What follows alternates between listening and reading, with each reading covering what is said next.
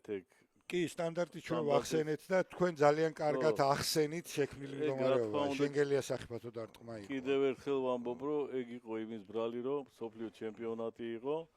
ნახევრიან მაგრა ერთვებოდა. შეტევაში ერთვებოდა მართლა ძალიან სერიოზულად და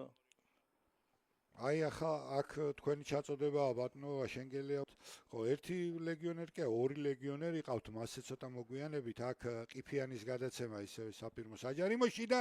ყველაზე რეალური შანსი პირველი საგოლე ეპიზოდი რომელიც შეიქმნა ამ შეხვედრაში გული აქვს კი მსოფლიო ჩემპიონატის ფინალებშიც არის ჩეხოსლოვაკია გასული მაგრამ ტიტული ევროპის ჩემპიონობა ერთხელ მოიპოვეს მათ 1976 წელს კიდევ ერთი რეალური შესაძლებლობა გია თავაძის თავური დარტყმა და სწორედ ეჟეკი იყო მაშინ ნაკრები რომელიც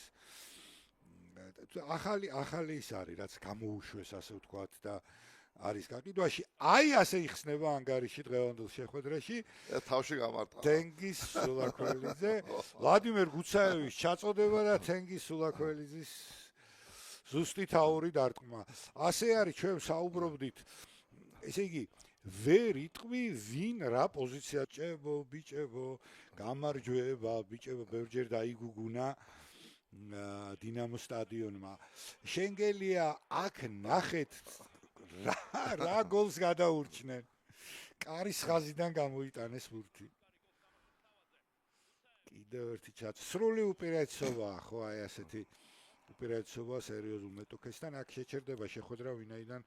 კი გადაარჩინა თავის უკვე ყველამ დაინახა რა მეტოქესთან ქონდა ჩვენ საქმე მაიერი კალცეისის ფავორიტს გულისხმობთ ანუ ესენი ამ შეხვედრას იგებენ და მე ის ფუტბოლ ჰოკეი რო იყო ყოველკვირეული ისინი დასზენენ მაგ ამოვიკითხე ეს ფაქტი რომ ისინი აქ იყვნენ გერმანელები თბილისში ჩვენო ვერ მოვახერხეთო ასეთი რამ რო თო ხელმისაწვდომი მაშინ არაფერი ინფორმაცია არ იყო აი აქ შეცდომა დარასელიას გადაცემა და ვლადიმერ გუცაევის გოლი 2-0 აჰა სადა ხართ ეხა მარცხენა ფლანგზე სადაც საჭიროა იქ ხართ ამას ვერ გეტყვის შეცდომა 2-0 30-ე წუთზე პირველ ნახევარ საათში ვესტჰემმაც მეორე თამაში მოგვიგეს ხო ფაქტიურად ამიტომ ნამდვილად ძნელია თქმა იმასაც ყავს ძალიან ძლიერი ფეხბურთელი აი აქ ნახეთ რა ეპიზოდი სულაქველიძის რეიდი და აქ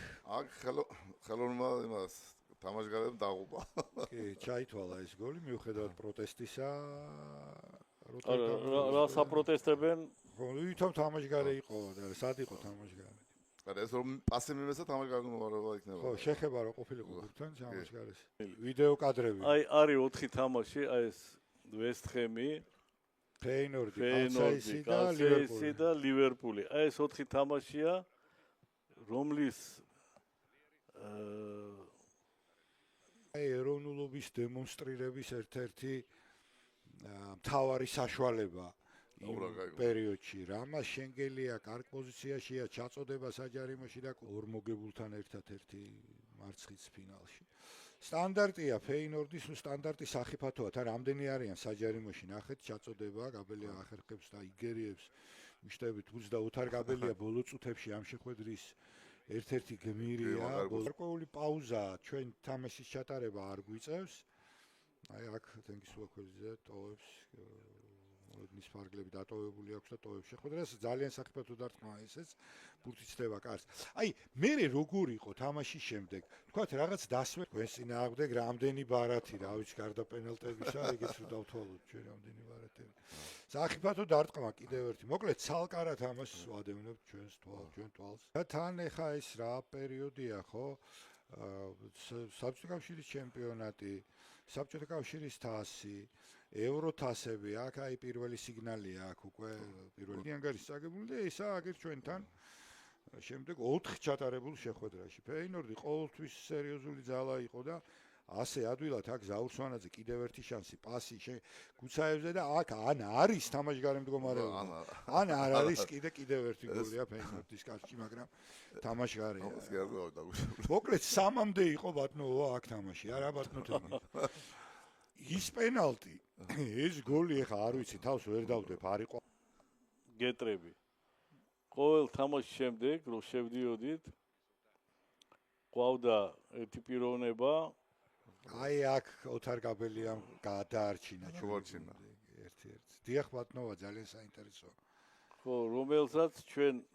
ვაბარებდით და თვლიდა. აი წარმოგიდგენია, რომ ჩამეიჯექს რაც შეეხება ისიც თქვა, თქვით ჩვენ 1976 წელს იგი ჩეხოსლოვაკიის ნაკრების მთავარი მწვრთნელი იყო და ჩეხოსლოვაკია ევროპის ჩემპიონი გახდა 76-ში კიდევ ერთი არასასიამოვნო ეპიზოდი. და ესე იგი ევროპის ჩემპიონი გუნდის ნაკრების მთავარი მწვრთნელი მოყავს ფეინორდ. 78 წლიდან მოახერხა ადაპტაცია გუნდში ასეთი მაღალი დონის გუნდში როგორც დინამო თბილისია და შემდეგ შეუცვლელად თამაშობდა რეგულარულად და დასრულდა დღევანდელი შეხვედრა დინამო ფეინორდი 3-0 განმეორებითი მატჩი გველის წინ. მე კი ყველას ძალიან დიდი მადლობა მინდა გითხრათ ყურადღებისთვის. ბატონო თენგი ძალიან დიდი მადლობა თქვენ რეპორტაჟისთვის და აი ამ